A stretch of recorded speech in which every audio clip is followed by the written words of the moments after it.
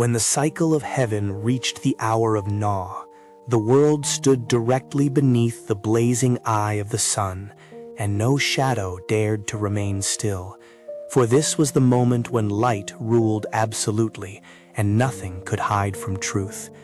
And from the heart of that merciless radiance, the horse was born, not from earth like the ox, nor from cunning like the rat, but from fire, wind, and unbroken distance, a being forged where horizons never ended and time itself learned to gallop.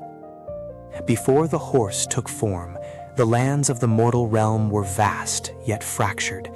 Kingdoms rose and fell like sparks in dry grass. Wars burned bright and vanished just as quickly, and the heavens watched in silence, for balance had been broken after the first races of destiny, and the world now suffered from stagnation. Armies stood still, blood soaked into the soil and refused to fade, and the spirits of the fallen wandered endlessly, unable to move on, trapped between moments like embers that would not cool. The heavenly emperor saw this and knew that what the world lacked was not strength nor wisdom, but motion, the sacred force that carried souls forward, that turned endings into beginnings. And so he commanded the celestial forge to awaken the flame of noon, a fire that did not consume but propelled. And from this flame the horse emerged, his body wreathed in living fire that never burned the innocent, his mane flowing like molten sunlight, his hooves striking sparks upon empty air, each step echoing across realms yet to be discovered. Unlike other celestial beasts, the horse did not bow when he was born. He stood facing the horizon, ears forward, nostrils flaring, already longing for places unseen. And the emperor, instead of anger, felt awe, for this creature was never meant to kneel. He was meant to run, and with that realization, the horse was granted the title Bearer of the Endless Path, tasked with restoring movement to a frozen world. The horse descended into the mortal realm at the moment of highest sun, and wherever his hooves touched the ground, roads formed, cracked stones smoothed, mountains opened passes, and rivers bent their course, as if the world itself wished to follow him.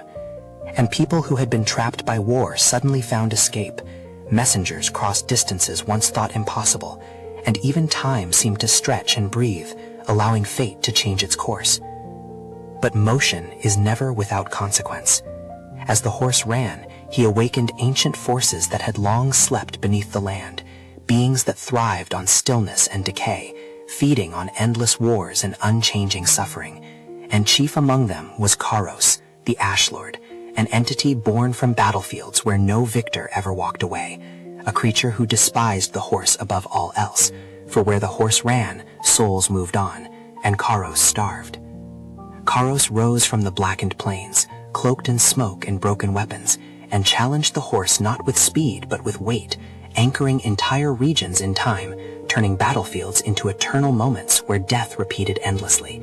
And when the horse first charged into Karos' domain, his flames dimmed, his hooves slowed, and for the first time he felt resistance, not from terrain, but from despair itself. The horse could have turned back, returned to the open horizons, for nothing could truly force him to stay.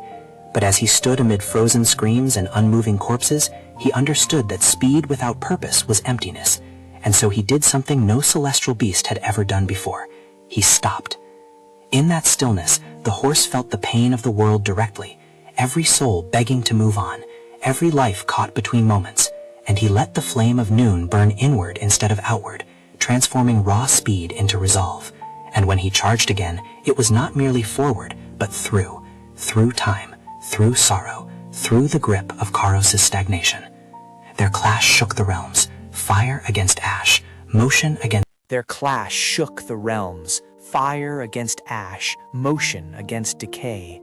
And though the horse was faster, Karos was endless, reforming from every fallen weapon and forgotten war.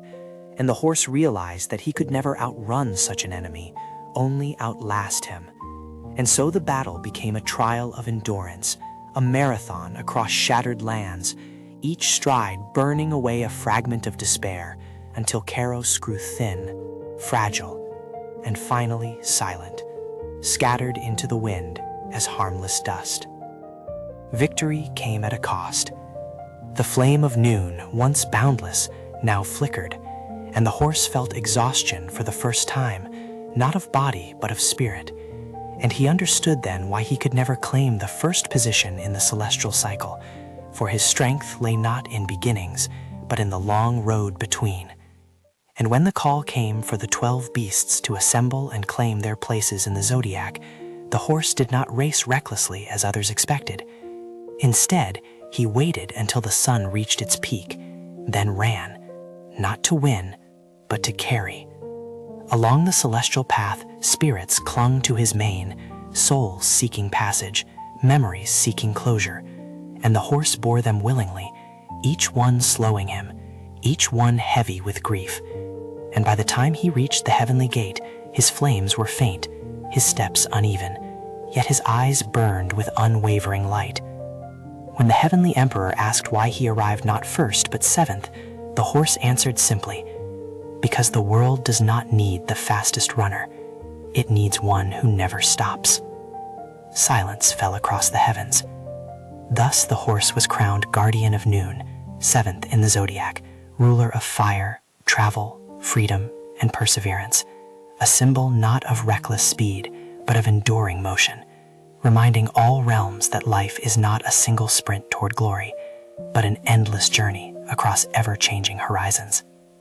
Even now, when the sun stands highest and shadows vanish, the sound of distant hooves can be heard by those who listen, a reminder that as long as the horse runs, stagnation will never fully claim the world, and that somewhere beyond the horizon, motion still lives, waiting for those brave enough to follow.